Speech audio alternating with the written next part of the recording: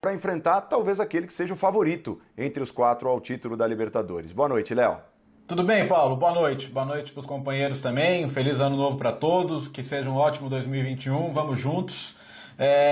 Sabe o carro que vem acelerando forte na pista e de repente o tanque entra na reserva, começa a engasgar?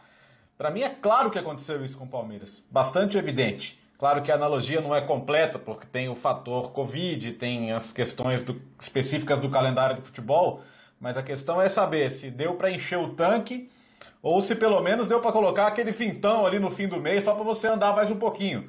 Porque o fato é que as energias do Palmeiras me pareciam em esgotamento. Então essa pausa, ainda que breve no final do ano, se tiver ajudado o Palmeiras a recobrar um pouco dessas energias, já vai ser bastante importante. Tô na mesma pegada do Jean em relação a considerar o River o time a ser batido na Libertadores. Quando a Libertadores chegou ao mata-mata, e cada vez mais ela vai ser um assunto de brasileiros e argentinos, não só porque eles têm 200 vagas, mas porque a disparidade financeira e técnica ela é cada vez maior. Então a gente vai ter um cenário frequente, e normalmente com Boca e River. Então a gente vai ter quase assim, o fato, semifinal de Libertadores, é aquele dia que você acorda. Para o torcedor do Boca e do River, isso vai ser uma rotina. Esses times vão eventualmente ficar fora de uma semifinal, mas eles vão estar em quarta de final, em semifinal, em final, frequentemente. Me parece bem claro esse desenho de Libertadores para os próximos anos. Então não tem um nervosismo fora do padrão. Quando chegou ao mata-mata, me parecia claro que você tinha o Flamengo, pelo seu elenco descomunal, fora dos padrões sul-americanos até, e o River pelo melhor trabalho em andamento da década, né? Da década recém-terminada no futebol sul-americano e capaz de se reinventar, de perder peças e continuar bem, de encontrar alternativas táticas, de mudar a maneira de jogar e continuar competitivo, essa realidade de perder peças, como citou o Zupac, o Martínez Quarta, um zagueiro de ponta que foi embora e você tem que se virar, você tem que achar alternativas dentro. Agora, não significa que seja um time sem pontos fracos, né? Todos, os quatro têm seus pontos fracos. O próprio River talvez tenha que jogar com o Pinola no lado esquerdo. Se o Casco não tiver 100% para jogar, não se sabe, vai se saber na hora. E aí pode sofrer um pouquinho mais com velocidade por ali. No caso do Boca contra o Santos, jogar o clássico contra o River implicava em risco, e esse risco levou a perder o Campuzano, que é um jogador que protege a defesa, é o melhor 5, como eles dizem por lá, né? Mas é um jogador que vai fazer muita falta ao time do Boca Juniors. Então o Santos, que tem jogadores muito interessantes ali de meio e ataque, pode levar a perigo. Então, para mim, a principal questão em relação ao Palmeiras, mais até do que em relação ao Santos, mas também o quanto que esse intervalo, ainda que pequeno, importante, ajudou. Porque o calendário brasileiro e argentino, eles nunca estiveram tão diferentes, né? Os times argentinos estão num torneio de transição. O campeonato mudou para o calendário solar, né? Então só vai ter campeonato argentino lá na frente, né? Os times estão cumprindo o contrato de TV, estão se mantendo ativos de alguma maneira, mas se não é jogo de Libertadores, eles não jogam durante a semana. Eles treinam mais, eles recuperam mais. É um cenário incomum no futebol mundial hoje que tem os times argentinos. Talvez até por isso eles tenham se permitido, dentro do cenário de rivalidade, arriscar jogadores importantes. Agora, para mim, a principal questão é o quanto, especialmente o Palmeiras, vai estar inteiro. Porque é jogo que vai ter que correr, vai ter que batalhar, vai ter que competir. Aquela semifinal perdida para o Boca mostrou que se você apaga 5 minutos num jogo desse, tchau, você não volta para o confronto. Então, concentração e a parte física tem que estar no máximo o tempo todo os dois jogos. E tem outra, né, Léo? Eu acho que assim, o Palmeiras também não está muito claro qual vai ser a estratégia, olhando para os últimos jogos do Palmeiras, porque quando o Abel chegou, né, e na transição ali do cebolismo e tudo mais, tinha aquela questão sobre, tá muito claro, o Cebola deixou pronto um time que é um time que joga no contra-ataque, que aproveita os espaços dados pelo adversário e tudo mais. Só que aquele time tinha o Wesley voando. O Wesley que foi, acho que entre todos os atacantes do Palmeiras, olhando para os momentos em que eles jogaram, talvez aquele que entregou mais no curto período em que esteve à disposição. Ele era o melhor atacante do Palmeiras naquele momento e não está mais disponível na temporada. Aí o Palmeiras perdeu o Wesley, passou a ter o Rony jogando como centroavante, e o Rony volta a ser uma alternativa de lado, mas não tão eficiente como a do Wesley. O Veron não está nem 100% fisicamente porque se machucou e nem jogando bem. Então, a questão acho que é essa, né? Aquela fórmula, aquele modelo que seria muito útil, evidentemente, para um jogo fora de casa contra o River Plate, não sei se tem que ser o modelo a ser adotado nesse jogo, né? Talvez o melhor modelo seja um modelo híbrido mesmo, com você contando com um meia como o Scarpa de um lado, o cara mais rápido do outro, e tentar colocar em campo aqueles que estão tecnicamente entregando mais, talvez contando agora com o vigor físico que a gente não viu no time nas últimas partidas por conta da maratona. Se uma semana é suficiente ou não, como dissemos já, né? Essa é a grande pergunta.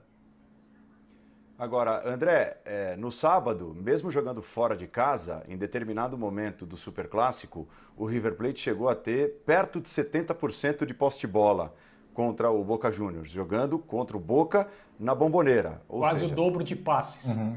Exatamente. É um time dirigido por um técnico para lá de competente há muito tempo e que muitas vezes joga por música com entrosamento de poucos.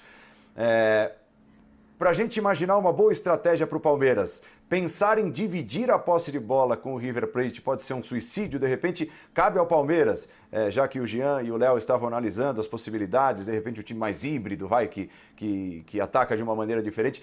Talvez seja a melhor estratégia para o Palmeiras esperar um pouco o River Plate, sentir mais o jogo e não querer disputar no mano a mano a posse de bola, o jeito de jogar, o volume de ataques.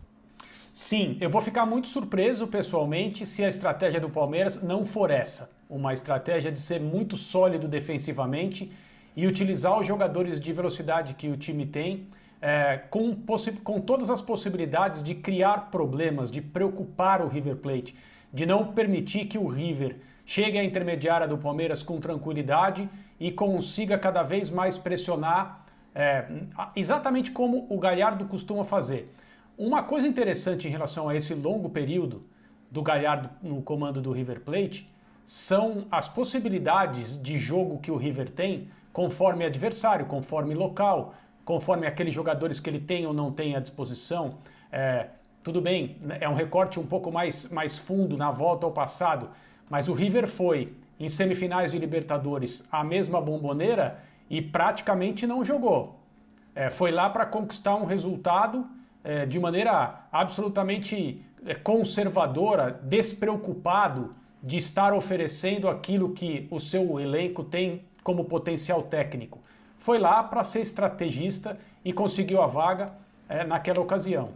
Agora, esse time atual, e a gente viu isso na própria Bombonera no fim de semana, no jogo que você transmitiu com o Gustavo Hoffmann, é um time capaz de dominar, é um time capaz de se estabelecer no campo do adversário, é um time que tem muita facilidade para tocar a bola, é um time que tem muita circulação.